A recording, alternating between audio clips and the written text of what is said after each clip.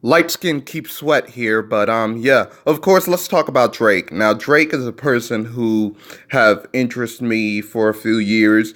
He became a mixture of an auto-tune crooner plus a real buster, like a person who can bust rhyme, bust lyrics, shit like that. He's not really a tough guy. He never really talked about drug use or drugs like that.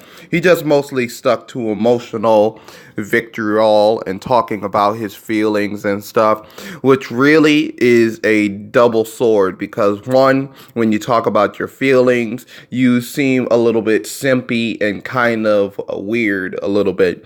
But two, it gives you the air to like air out how you feel, and it humanizes you into something more than just a flashy rapper, just pretty much a stereotype. So of course Drake came out with a few mixtapes, Room for Improvement. He came out with a mixtape that damn well sounded like an album. And of course he came out with If You're Reading This, It's Too Late, which to me, classic, like very awesome track. Then he kind of started flooding the market with like Views and also What a Time to Be Alive, which of course was a very nice killer like songs. Like it had killer songs. Some of the best tracks that Future and Drake ever released in their careers to me. But Views seemed like it was overdubbed and had way too many tracks. So did More Life. It just, all the tracks seemed about the same, similar, kind of like eating grits and eating like mashed potatoes. Like it just seemed a little bit same-ish. So I was a little bit in fear with this track being 25 tracks, but Drake was smart enough to really cut the tracks down to the middle. Like this is pretty much a two-disc album, with the first tracks being part of the A cut, and very well this is the A cut. Like both of these discs have stuff that I like. Like I like the lyrical intensity and the subject matter of side A, which was pretty awesome. I say the beats was lackluster, but the lyrics made up for it. Now in side B, the lyrics were lackluster, but the beats made up for it. So really, I think he had more of a budget for ghostwriters for side A, because side A talks so much personal shit that really I would love to get into. Now you have the first track where it kind of might be a reference to Beyonce's Survivor, which she did with Destiny Child, but of course I love the minimal production. It kind of reminds me of If You're Reading This, It's Too Late, and how minimal the beats are, of course. But he talks about how if he had a Mount Rushmore, it would be four hymns doing different facial expressions. I laughed about. Also referencing how he scuffled with Real Bad Boys, which was a reference to Puff and how they maybe like fought in a club or two. I love how he referenced that somebody have to die if nobody deads it. I really thought that was pretty cool. And Drake referenced his father dressing like Bernie Mac, which is pretty funny.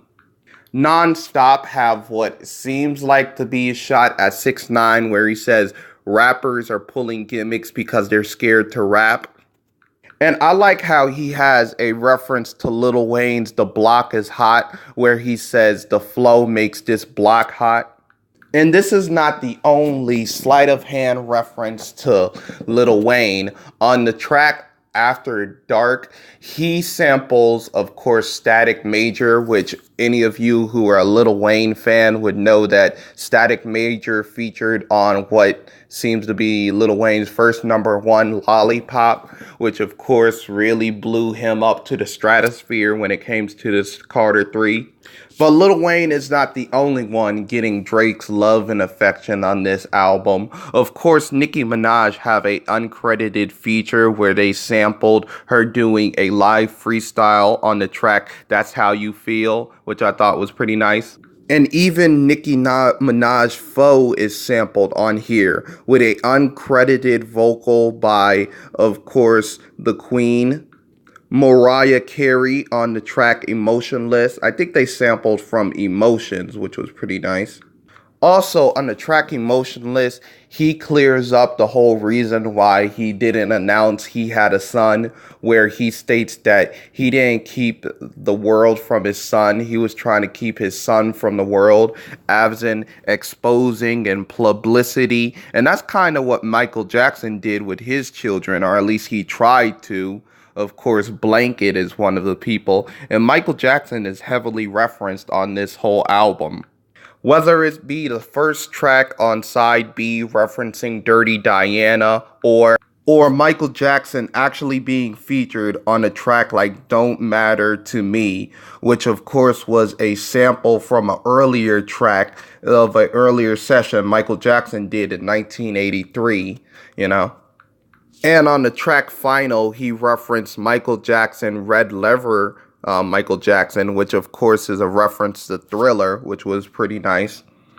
And there was another reference to Michael Jackson, as in he says he slashes like Guns N' Roses, which of course, Slash is one of the people who played guitar in Guns N' Roses, and he was featured on Michael Jackson Beat It. Also, ironically, the same week this album released, they re-released Appetite for Destruction, so I'm definitely going to listen to that.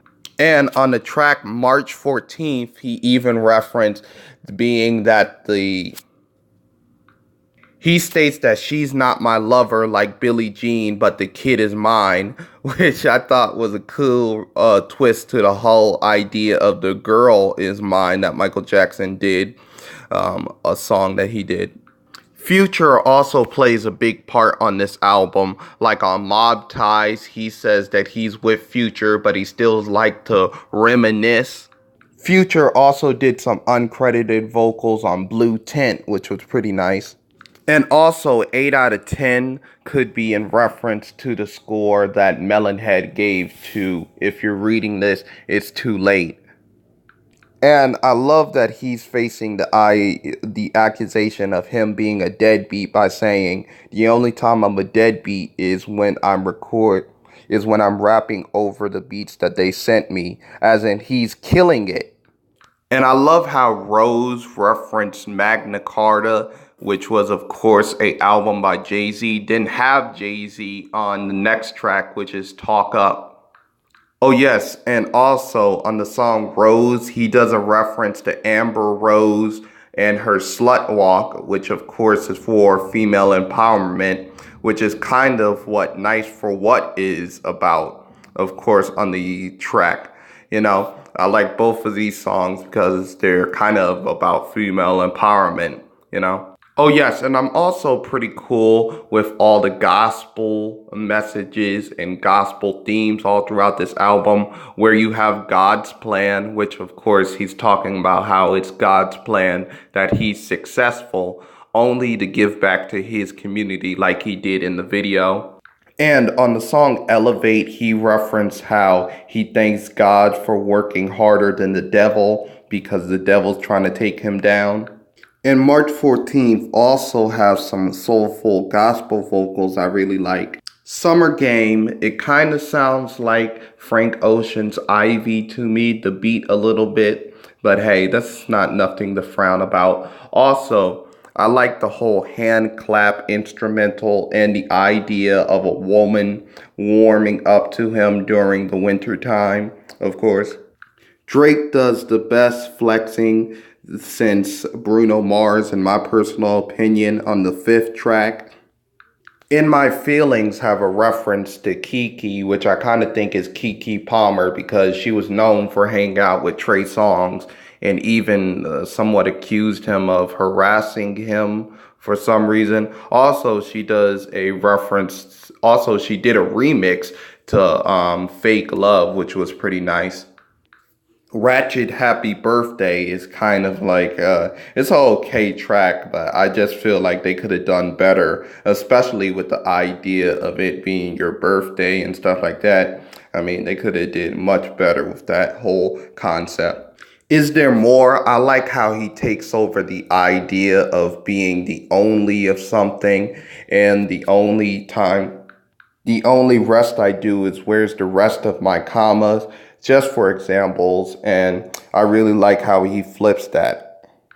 Also, I like how the tracks connect with each other. Not only do you have Mob Ties, which of course could be a Italian reference, but then you have like a reference to going to Italy on Can't Take a Joke. I thought was pretty nice. Overall, the album is stellar. I had a few problems with it. Like for some places, it seems a little bit bloated, but not to the point of utter annoyance. I'm going to take the album advice and give it an 8 out of 10. Please like, subscribe, share this video. And how did you feel about this album? All right, transition.